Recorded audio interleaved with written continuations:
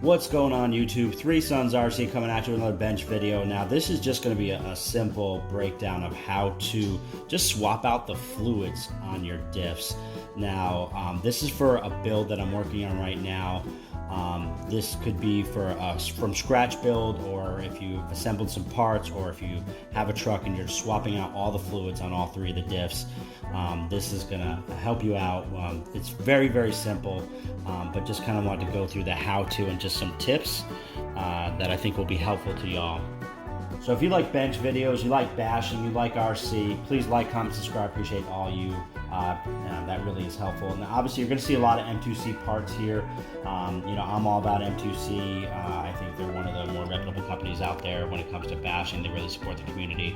So props to Mitch Looper out there at M2C Racing and the team out there. They're just a great staff, super supportive of the community.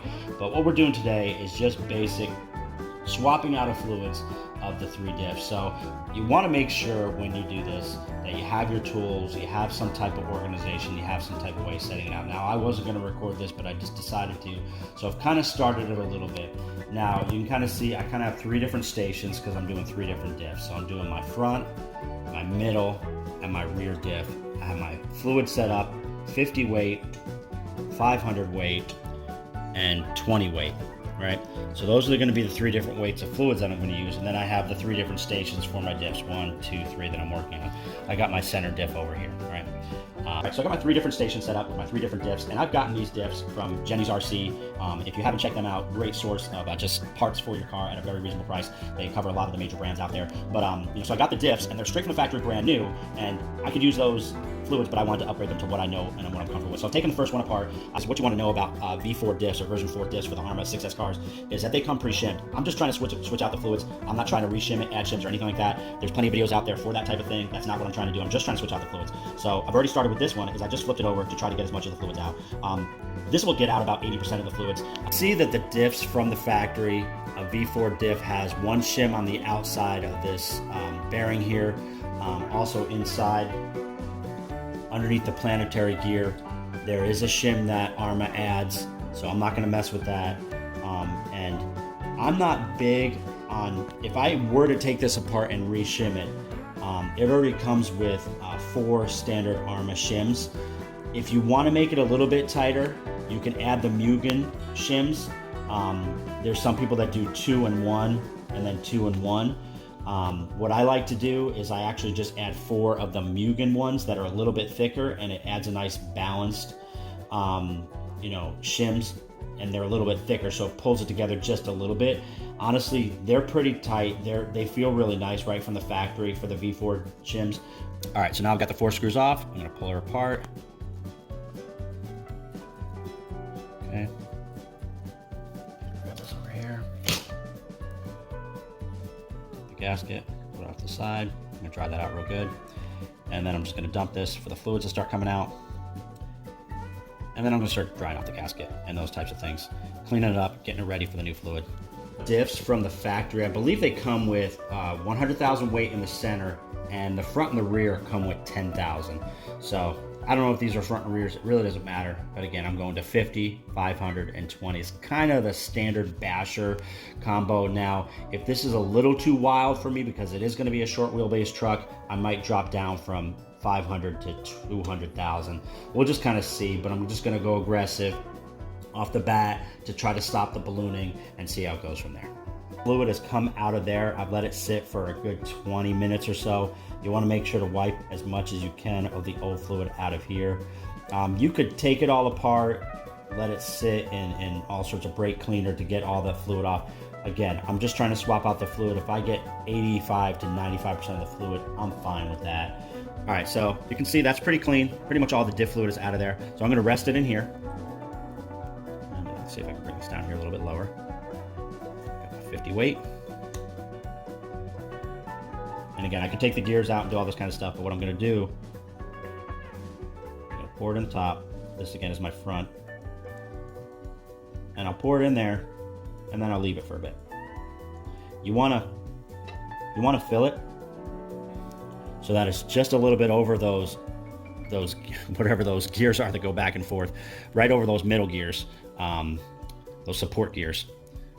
So see how that's full up a little bit above there. And there's going to be bubbles in there that are going to come off. So I'm going to let this sit for about 10 minutes. You can see underneath this planetary gear, there's a little bit of oil. It's okay for that to be there because that's going to help when you hold this thing upside down. It creates like a little bit of suction, so you can hold it upside down and put it down onto the diff. All right, so the oil settled pretty good in here. You can see it's right above those cross pins. If you look really closely, it's right above those cross pins. That's where you want it because you got to keep in mind that this planetary gear, when you turn this upside down, is going to fill a lot of that gap. You don't want to fill it up too much or else the oil will overflow. So a couple things. You want to make sure it's super dry on the top here, in here also, and you want to make sure you don't have any oil down those screw holes, because what will happen when you screw it back together, the oil comes shooting out the top, and the screw holes right here, oil will be coming out of the top here, and you'll be thinking that your diff is leaking, and really it's just coming out of the screw holes, or the oil will come out when you push in the screws and get in between the gasket, right? And so the oil will come out of these screw holes and get in between the two and between the gasket, and it'll mess with the seal that you're trying to create and mess it all up. So make sure you don't have any oil down those holes. That's really important. You can fish it out. I just use like a screwdriver if I have a little bit, just kind of pull a little bit of it out of there. But now that we have it all dry, we're gonna go ahead and put the gasket in here. So you're gonna line this up with the holes. Get in real close. See how that's nice and lined up? Okay. And this is dry, so it should stick, hopefully, right? And then have it all lined up. And you're going to flip it right here, over top. And up with the holes. Then you can push down.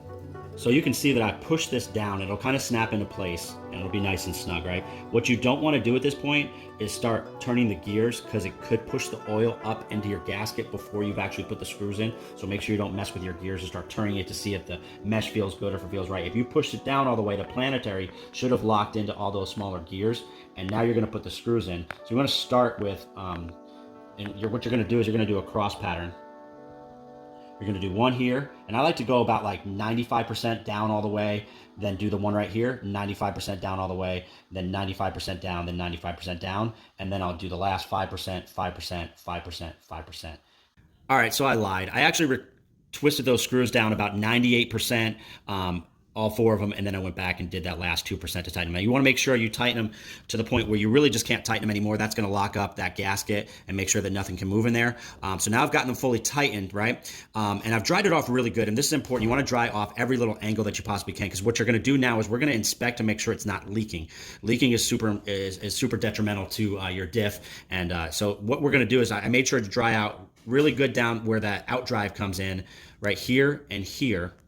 I dried really good, and then also underneath in this crack right here, and then also around the screws. These are the possible places where it's going to leak. So I've dried it all out, and you can see that it's got a kind of a matte finish right there. We're going to watch for that to get kind of glossy. If it gets glossy, that means oil's coming down the out drive through the gasket or through the seals, or it could be coming out here or by the screws. So what I do is the biggest test where it leaks the most is through the top here. So I'm going to put it upside down in this cup right here. I'm going to let it sit here for about like 15 minutes, maybe 20 minutes. I'll do a couple turns and check on it again. And usually after like 30 minutes, you can tell going each side, and you can tell if it's starting to leak and you need to possibly check on it. Got everything back together. You can kind of test to see how the meshing is, how the gears are flowing, and if you maybe put too many shims or too little shims in there. What you want to do is kind of twist it back and forth, and what you want to feel, and this is a feel thing, so it's really hard to get through the internet, right, through a video, but you want to be able to feel the gears just a little bit. You want to feel them. You don't want there to be nothing. That means it's not tight enough, but you want to be able to feel the gears come together just slightly, that they're there. But if you feel the gears grinding, if they're catching it off, you're turning it and it catches it all, something's wrong. Take it apart, find out what's going on. You probably added too many shims. If you are screwing down all these screws on the top, and you've maybe added another shim underneath the planetary on the top and the bottom, like some suggest to do, right? And then you screw all these screws down top, and then it's all tight, and then you try to do it, and it's grinding up real hard. That means that maybe you shouldn't have added the shim underneath that planetary. See, people say you always got to put a shim underneath the planetary. I find that maybe just the stock one is fine, or maybe just one on one side, not one on either side of the planet, on both sides of the planetary.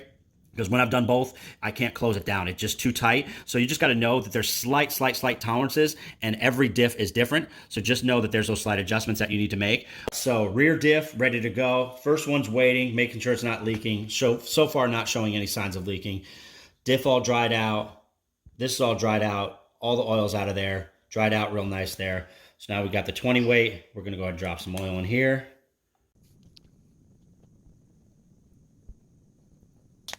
While I'm waiting for the fluid to come out of this center diff, I just want to remind everybody that this is working. This is kind of more of a technique for if you're just swapping out the fluids of a brand new diffs or diffs that you just recently shimmed.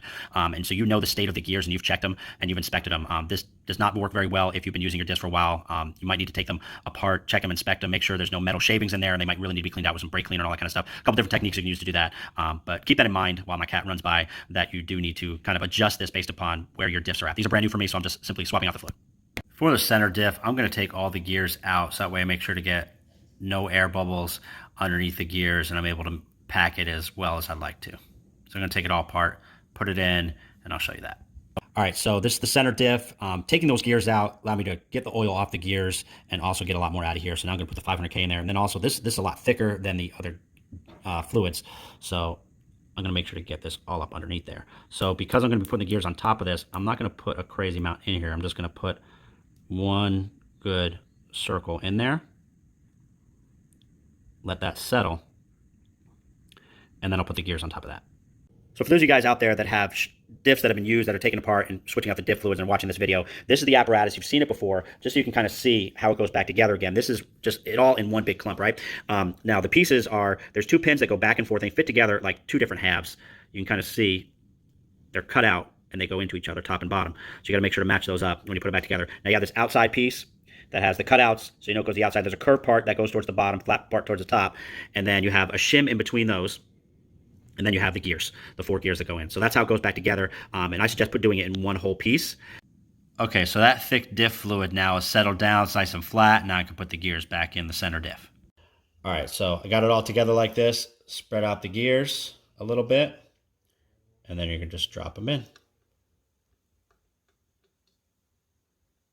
All right, so I'm going to turn these gears for just a second to pull the fluids down, make sure there's no air bubbles. I'm going to let it settle again. Looks like I guessed right, and that should be a good level of fluid for the center, and I don't need to add any more. All right, guys, so I got all 3 diffs put back together. Now final inspection, just to make sure that there's no fluids coming out. What you're going to do is you're going to check, make sure there's nothing coming from underneath, that it's not glossy down by that outdrive, by the screws. Same with this one. You can see nice and dry, no issue. So they look good. They're ready. Hey, if you guys appreciate this video, I appreciate you guys. So just like, comment, subscribe. Check out more videos over at 3 Sons RC on YouTube. Props to Mitch Looper for getting out this Outcast chassis to me. I'm super excited to get this build going. The whole racing team out there at M2C Racing just doing killer work, supporting the community. So appreciate y'all. Like, comment, subscribe. More videos to come. I'm going to do a full shimming video on how to shim diffs and all that kind of stuff. But this was just a straight up, how to swap out the fluids on brand new diffs. The same process can be followed for used diffs. You just got to do a couple extra steps. So hopefully this is helpful. Appreciate you guys. Peace out.